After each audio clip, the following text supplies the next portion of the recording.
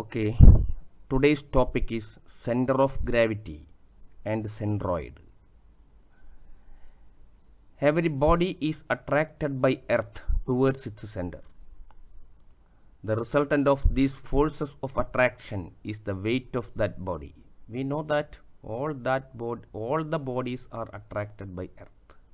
എല്ലാ വസ്തുക്കളെയും എല്ലാത്തിനെയും തന്നെ ഭൂമി അട്രാക്ട് ചെയ്യുന്നുണ്ട് ടുവേർഡ്സ് ഇറ്റ്സ് സെൻറ്ററിലേക്ക്. അതാണ് അതിൻ്റെ വെയിറ്റ് ആയിട്ട് നമ്മൾ അനുഭവപ്പെടുന്നത്. That is the weight of that body. The point of application of this resultant on the body is called centre of gravity. ആ ഫോഴ്സിൻ്റെ വെയിറ്റ് എന്ന ഫോഴ്സ് തന്നെയാണ്. ആ ഫോഴ്സിൻ്റെ resultant which passes through a particular point in the body, that point is known as the centre of gravity. Actually, the whole mass is concentrated there. We assume that whole the mass is concentrated on the center of gravity.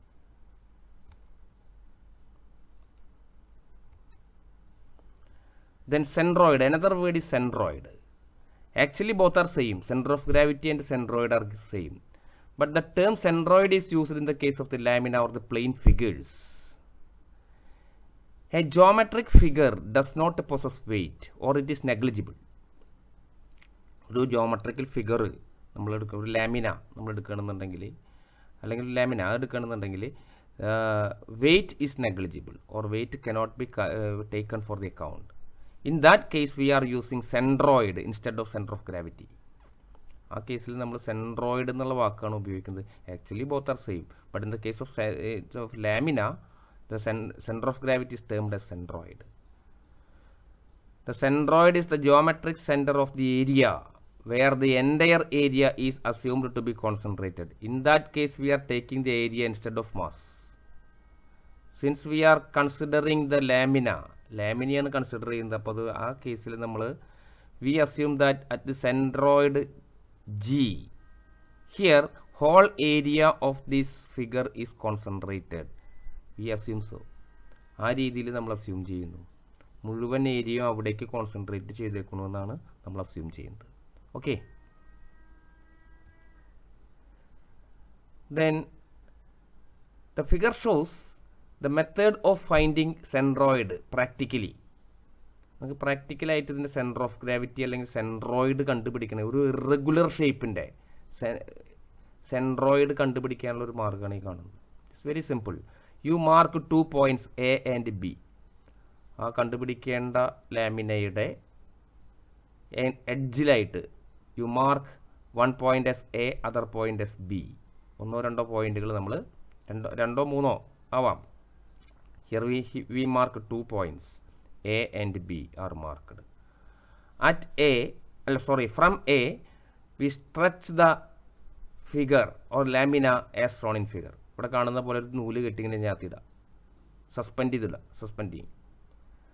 Then this straight line of string in the straight line that can be extended like this. ഇങ്ങനെ വരച്ചിടാം. This can be extended. Then remove it. അഴിച്ചു മാറ്റുക. Then ഇവിടെ കിട്ടുക. From B suspend the figure as in the earlier case. നേരത്തെ ചെയ്ത അതേപോലെ തന്നെ ബിയിൽ കെട്ടിയിട്ട് ഇങ്ങനെ suspend ചെയ്തിടുക. You will get another straight line. Okay, from B you extend the straight line to here. Both straight lines meet here. That point will be the center of gravity or centroid. Since it is lamina, it is the centroid. This is the centroid. Okay, this is the simple method. Then centroid of some common figures or common shapes can be easily find out. You take the case of a square. This is square. This distance is b, this also b, so since it is a square, the square ആണല്ലോ. You draw a diagonal from this corner to this corner. Draw another diagonal from this corner to this corner. The meeting point of the diagonals give the centroid. It's very simple. It is very common. Then what about the distance from here to here, or from bottom line to center of gravity? The half of this one, b by 2. In the same way, this distance x will be b by 2 itself. Since it is b by 2 will be the difference. Then in the same way we can find out the center of gravity or centroid of a rectangle. Draw the diagonal from here to here, then from other corner complete the diagonal, then these two diagonals meet here. This point is the centroid of a rectangle. If it is b, this distance will be b by 2. It's a simple logic. If it is d, if this height is d, this distance y dash means from here to the center of gravity, y dash or y bar, not y dash, y bar will be d by 2. This is d, the depth is d, then this distance is d by 2. Take the case of a triangle like this. A right angled triangle is shown here. Its center of gravity may be somewhere here. Here may be the center of gravity. The height or attitude is h and this base is b. Okay. Here is the center of gravity g. What about this horizontal distance? Horizontal distance from here, this line to here, this horizontal distance will be, that may be termed as x bar. That x bar will be b by 3. Okay. This is b. Total base length is b. Distance from here to the center of gravity or centroid x bar is equal to b by 3. The vertical distance is also important. Vertical distance from base to the center of gravity. What will be the vertical height? Y bar. We know this height is h. The total height is h. It's 1/3. That means y bar is equal to h by 3. Y bar is equal to h by 3. Okay. Then take the case of a circle. It is very simple. The center itself is the center of gravity. Center of the circle itself is the centroid or center of gravity. Okay. These are the regular figures. There are some other familiar regular figures.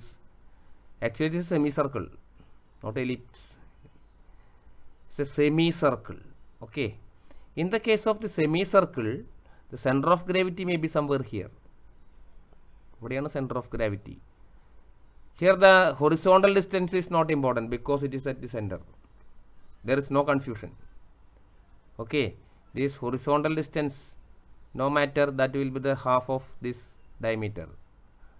Diameter in the x bar is nothing but d by 2. What about the vertical height? From this baseline to the center of gravity, this vertical height, that can be find out using this formula 4r by 3 pi. This is termed as y bar. This vertical height is termed as y bar equals 4r by 3 pi. R is the radius of this figure, the radius of this circle. R is the radius of the circle, then y bar is equal to 4r by 3 pi. Then take the case of a quadrant. Then the quadrant. Here also, somewhere here may be the center of gravity. Center of gravity. Its horizontal distance and vertical distance has to be find out. Both will be equal. Okay. Both will be equal. X bar and y bar will be equal. That is equal to 4r by 3 pi. From here to 4r by 3 pi, then draw a line. Then from here to 4r by 3 pi and draw another line. The meeting point will be the center of gravity. Clear? Then take the case of a trapezium. In the case of a trapezium, it is finding the center of gravity is very simple because from this corner to you can draw a diagonal. You can draw the diagonal here. Then here also diagonal is drawn. The meeting point will be the center of gravity. This meeting point is the center of gravity. Clear? Ini, its horizontal distance, there is no confusion because that will be at the center. Okay. Suppose its horizontal distance is b. In the horizontal distance b anangil, this distance from here to this point will be b by 2. Okay, horizontal distance, there is no confusion. What about the vertical height from the base? ഇതാണ് ഇതിൻ്റെ base.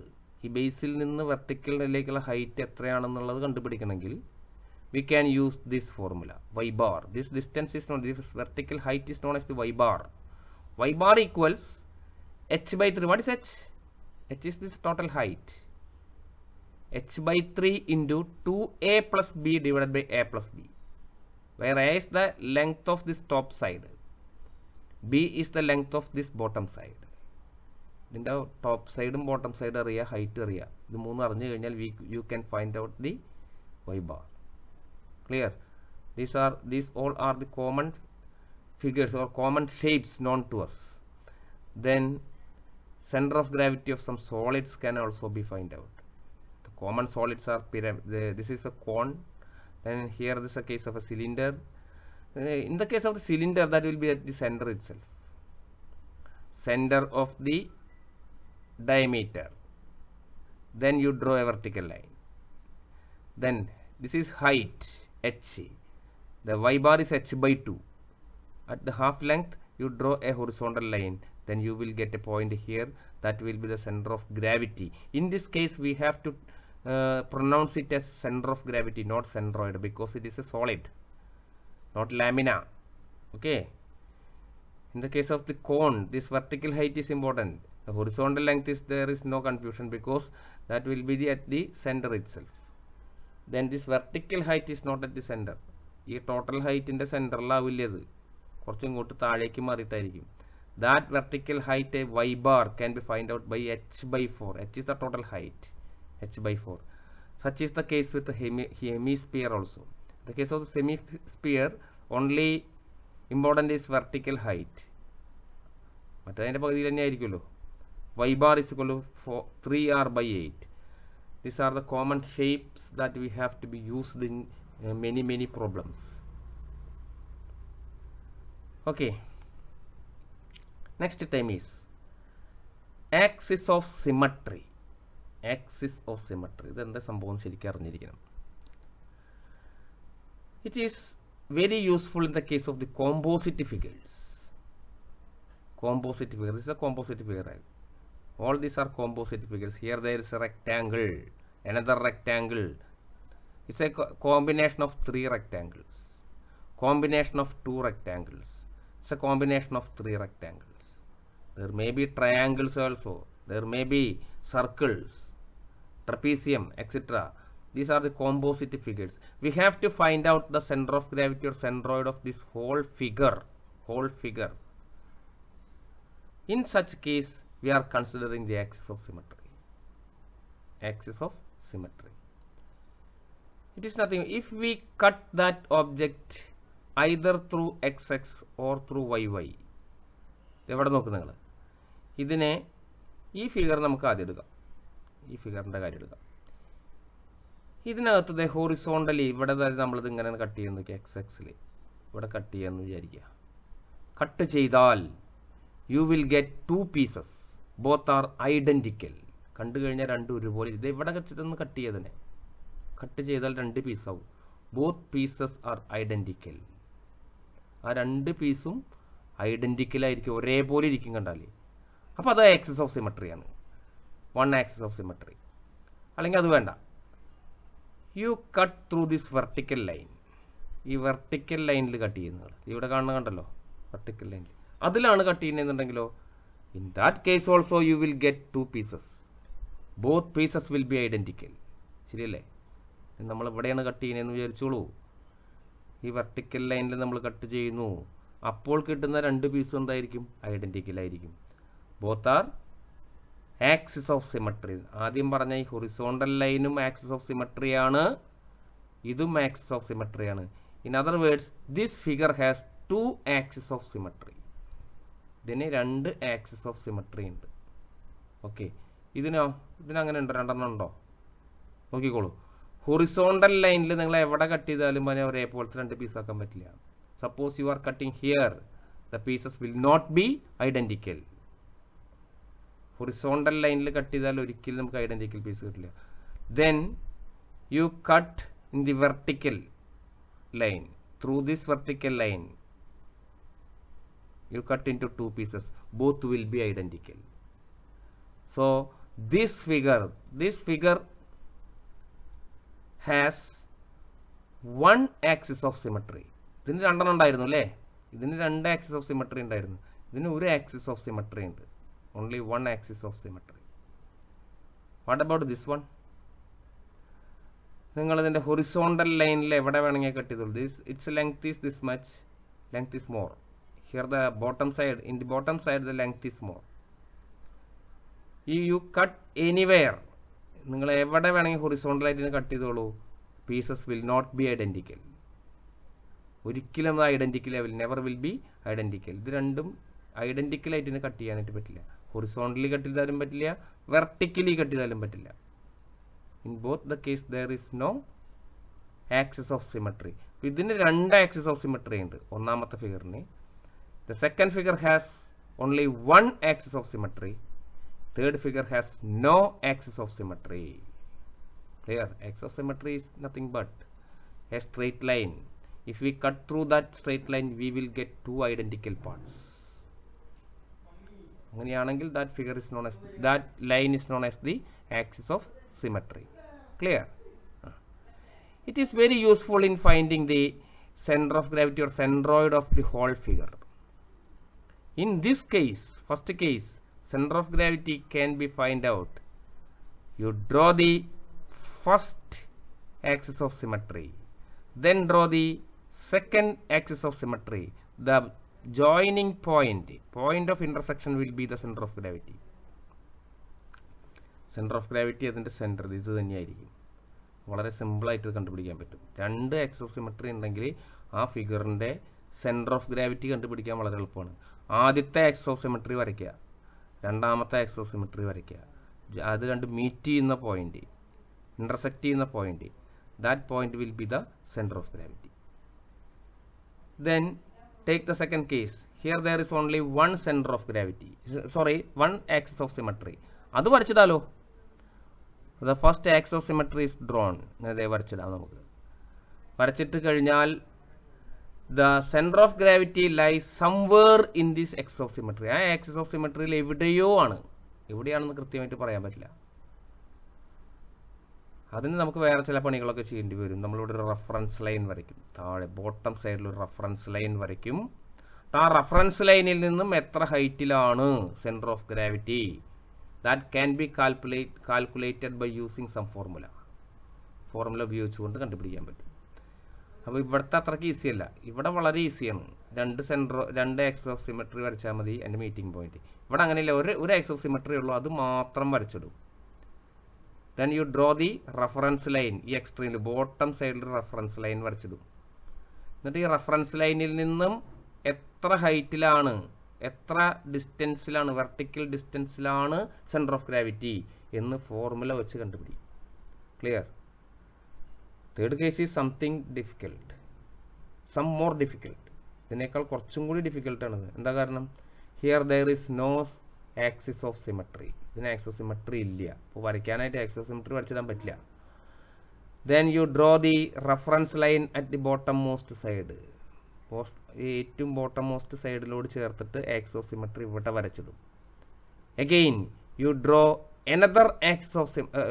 another reference line, രണ്ടാമത്തെ reference line in the left എക്സ്ട്രീമിൽ ഇങ്ങനെയും വരച്ചിടും. 2 reference line. ഇവിടെ നമ്മൾ ഒരു reference ലൈനേ വരച്ചുള്ളൂ. ഇവിടെ 2 റെഫറൻസ് ലൈൻ വരയ്ക്കണം. ഒന്ന് ബോട്ടം, മറ്റൊന്ന് ലെഫ്റ്റ് എക്സ്ട്രീമിൽ. രണ്ടിലും റെഫറൻസ് ലൈൻ വരച്ചിട്ട് അതിൽ നിന്നുള്ള ഡിസ്റ്റൻസ് എത്രയാണെന്നുള്ളത്, may be centre of gravity may be somewhere here. ഇവിടേക്ക് ആയിരിക്കും ഇതിൻ്റെ സെൻറ്റർ ഓഫ് ഗ്രാവിറ്റി. അപ്പോൾ ഇവിടെ നിന്ന് ഇവിടേക്കുള്ള ഡിസ്റ്റൻസ് കണ്ടുപിടിക്കണം ബൈ യൂസിങ് ഫോർമുല. പിന്നെ ഇവിടെ നിന്ന് ഇവിടേക്കുള്ള ഡിസ്റ്റൻസ് കണ്ടുപിടിക്കണം ബൈ ഫോർമുല. ആ 2 ലെങ്ത്തും കിട്ടിക്കഴിഞ്ഞാൽ you can mark the centre of gravity. ആദ്യം നമ്മൾ വെറുതെ ഒരു പോയിന്റ് അങ്ങ് മാർക്ക് ചെയ്യും, എന്നിട്ട് അതിലേക്കുള്ള ഡിസ്റ്റൻസ് കണ്ടുപിടിച്ചാൽ മതി. ക്ലിയർ? എന്നിട്ട് ആക്ച്വൽ ഫിഗർ വരയ്ക്കാം. This is the method. This is the axis of symmetry. Once more. First check whether the given composite shape is symmetrical about any axis or not. ഏതെങ്കിലും ഒരു axis വരച്ചാൽ ഇതേപോലെ X axis വരച്ചാൽ X വരച്ചിട്ടുണ്ടെന്നുണ്ടെങ്കിൽ that is identical ബോത്തും അല്ലേ, symmetrical. അല്ലെങ്കിൽ Y axis വരച്ചാലും ബോത്ത് ആർ സിമെട്രിക്കൽ ഉണ്ടെന്ന് ആദ്യം തന്നെ ചെക്ക് ചെയ്യണം. If the object is symmetrical about two axis then the point of intersection of the two axis locate the centre of gravity or centroid of the object. ഞാൻ നേരത്തെ പറഞ്ഞു കഴിഞ്ഞ കാര്യമാണത്.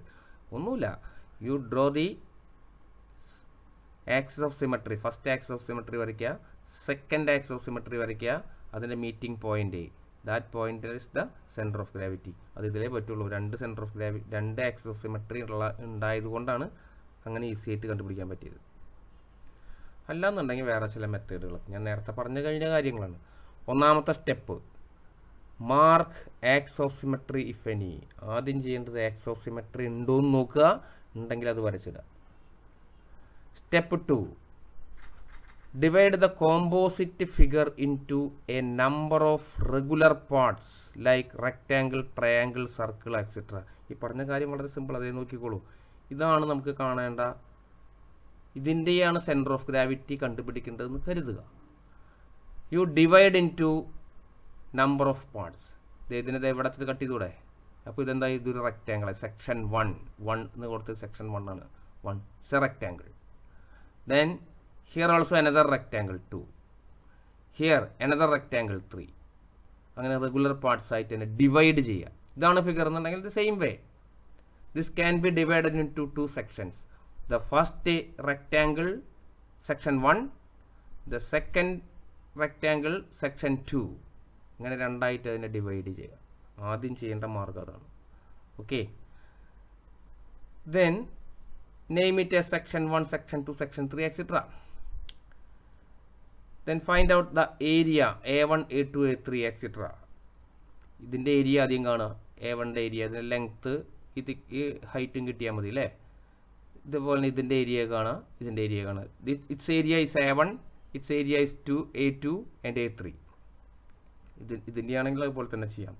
First section, it's area is A1, it's area is A2. Mark the centroid of part 1, part 2, etcetera. ഇനി ചെയ്യേണ്ടത് എന്താണ്? നമുക്ക് first section ഇതല്ലേ, ഫസ്റ്റ് സെക്ഷൻ ഇത് മാത്രം കൺസിഡർ ചെയ്യാം.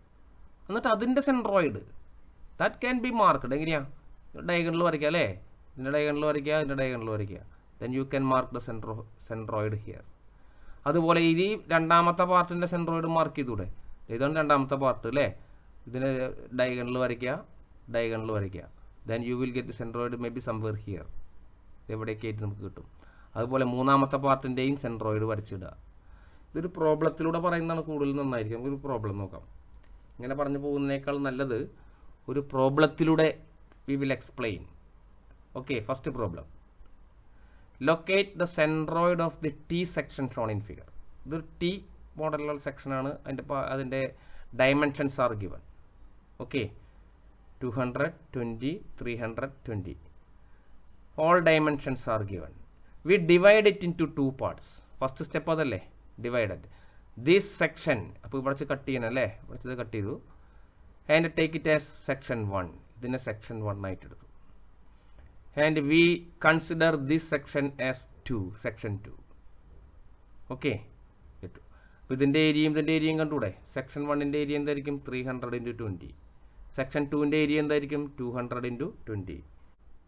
Well, the area of section 1 and area of section 2 are find out. It is shown here. A1 means the area of this section. 300 × 20, 6000 mm square. Then area of the section 2A2 is 200 × 20. 200 × 20 equals 4000 mm square. The next step is draw the axis of symmetry. This figure has only one axis of symmetry, that is drawn. അങ്ങനെ വരച്ചിടാം. ഇവിടെ മുറിച്ച് കഴിഞ്ഞാൽ ഇത് രണ്ട് piece കറക്റ്റായിട്ട് identical രണ്ട് പീസായിട്ട് മാറും. So it is the axis of symmetry. It is drawn. Clear? The vertical line shown in the figure is done. Then you draw a reference line. Since here there is only one axis of symmetry, ഇതിനാകെ ഒരു axis of symmetry ഉള്ളൂ. അതുകൊണ്ട് we have to draw a reference line. This is the reference line. The bottommost line is the reference line. This is the axis of symmetry. This one is the reference line. നമുക്കറിയാം അതുപോലെ തന്നെ ഈ പാർട്ടിൻ്റെ section 1 ഇതല്ലേ section 1, ഇതിൻ്റെ centre of gravity will be at the centre. Okay, then ഇതിൻ്റെ centre of gravity will be here. ഒന്നാമത്തെ സെക്ഷൻ്റെ centre of gravity mark ചെയ്യാൻ പറ്റും, രണ്ടാമത്തെ സെക്ഷൻ്റെ സെൻറ്റർ ഓഫ് ഗ്രാവിറ്റി മാർക്ക് ചെയ്യാൻ പറ്റും. Then suppose centre of gravity of this whole figure may be somewhere here. അത് ഇവിടെ എവിടെയെങ്കിലും ആവാനല്ലേ സാധ്യത, ഇത് എവിടെയാണെന്ന് നിങ്ങൾ വിചാരിക്കുക. ആണെന്നുണ്ടെങ്കിൽ then our aim is to find out the distance, the vertical distance from reference line to this. ഇതിലേക്കുള്ള ഹൈറ്റ് അങ്ങോട്ട് കണ്ടുപിടിച്ചാൽ മതി. ഇത് ഇവിടെ മുതൽ റെഫറൻസ് ലൈൻ മുതൽ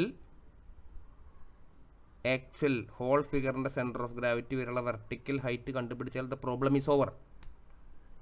എക്സ് ഡയറക്ഷനിൽ കാണേണ്ട കാര്യമില്ല, കാരണം ഇത് ഈ ആക്സിസ് ഓഫ് സിമെട്രിയിൽ തന്നെയാണെന്ന് നമുക്കറിയാവുന്നതുകൊണ്ട് അത് നേരത്തെ തന്നെ വരച്ചിടാൻ പറ്റും. ഇനി അടുത്ത പോയിന്റ് മാർക്ക് ചെയ്യണമെങ്കിൽ we have to find out the distance from the reference line to here. ഇവിടെ വരെയുള്ള ഹൈറ്റ് കണ്ടുപിടിച്ച് that is known as y bar. ഈ വൈ ബാർ കണ്ടുപിടിച്ചാൽ മതി എന്നർത്ഥം.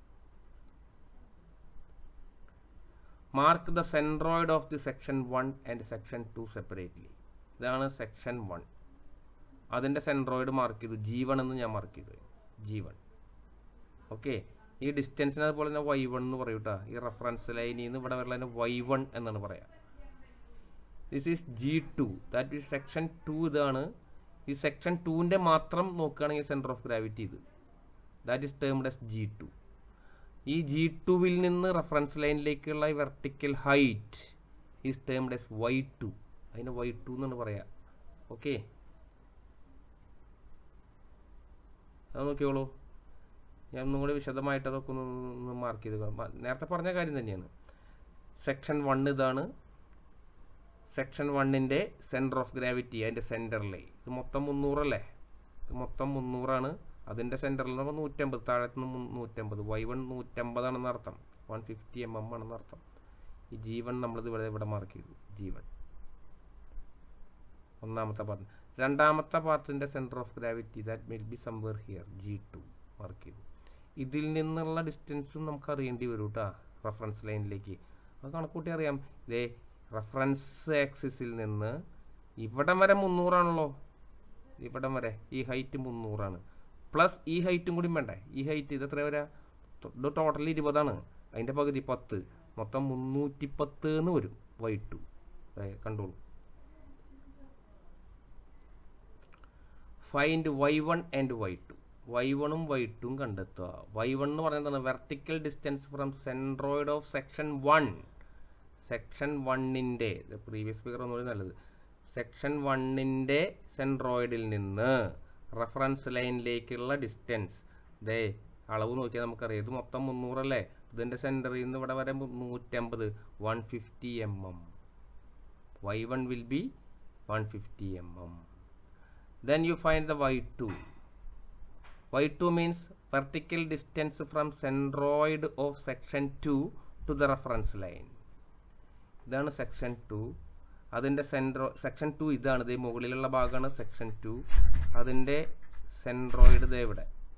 അതിൽ നിന്ന് റെഫറൻസ് ലൈനിലേക്കുള്ള ഡിസ്റ്റൻസ് എന്ന് വെച്ചാൽ ഈ 300, ഇവിടം മുതൽ ഇവിടം വരെ 300 plus this distance. This distance is nothing but 10 because the total height is 20. അതിൻ്റെ പകുതി കൂടി വരില്ലേ, 10. 300ഉം 10ഉം 310. Then 310 mm. That is y2. y1 and y2 are known. ഇനി എന്താ കണ്ടേ, നമുക്കിതുകൊണ്ട് കണ്ടു കഴിഞ്ഞാൽ ഹോൾ ഫിഗറിൻ്റെ സെൻറ്റർ ഓഫ് ഗ്രാവിറ്റി അത് ആർബിട്രറിലി മാർക്ക് ചെയ്യുക. എവിടെയാണെന്ന് വിചാരിച്ചിട്ട് അങ്ങോട്ട് മാർക്ക് ചെയ്യുക, എന്നിട്ട് ഈ ഹൈറ്റ് അങ്ങോട്ട് കണ്ടെത്തിയാൽ മതി. ഇതാണ് സെൻറ്റർ ഓഫ് ഗ്രാവിറ്റി എങ്കിൽ, ഹോൾ ഫിഗറിൻ്റെ സെൻറ്റർ ഓഫ് ഗ്രാവിറ്റി ഇതാണെങ്കിൽ distance from reference line to this, that vertical distance is termed as y bar. ഇനി അതാണ് കണ്ടത്. Centroid of the whole figure is in the vertical axis at y bar distance from the reference line. ഈ പറഞ്ഞതിൻ്റെ അർത്ഥം എന്താണ്, ഈ whole ഫിഗറിൻ്റെ centre of gravity ഈ ആക്സിസ് ഓഫ് സിമെട്രിയിലാണ് at a distance of y bar from reference line. ഈ reference ലൈനിൽ നിന്ന് വൈ ബാർ ഡിസ്റ്റൻസ് അകലെ. അപ്പോൾ ഈ വൈ ബാർ കണ്ടെത്തിയാൽ മതി. For finding the y bar, ആ വെർട്ടിക്കൽ ഹൈറ്റ് കാണാൻ there is a formula that should be kept in mind. y bar is equal to a1 y1 plus a2 y2 divided by a1 plus a2. ഇത് പഠിക്കാൻ വളരെ എളുപ്പമുള്ള ഒരു ഫോർമുലയാണ്, ഓർത്തിരിക്കാൻ സൗകര്യമുള്ള formula. a1 y1 plus a2 y2 divided by a1 plus a2. a1 എന്താണെന്ന് അറിയാം, ഫസ്റ്റ് സെക്ഷൻ്റെ ഏരിയ. a2 സെക്കൻഡ് സെക്ഷൻ്റെ ഏരിയ.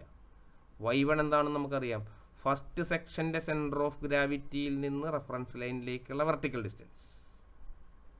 y2 എന്താണ്, സെക്കൻഡ് സെക്ഷൻ്റെ സെൻറ്റർ ഓഫ് ഗ്രാവിറ്റിയിൽ നിന്ന് റെഫറൻസ് ലൈനിലേക്കുള്ള vertical distance. All that are given. ആ വാല്യൂസ് ഒക്കെ കൊടുക്കുക. a1 y1 plus a2 y2 divided by a1 plus a2. On calculation you will get the answer to 14 mm. 214 mm ഇതിന് കിട്ടും. ഇത് കിട്ടിക്കഴിഞ്ഞാൽ പ്രോബ്ലം ഈസ് ഓവർ.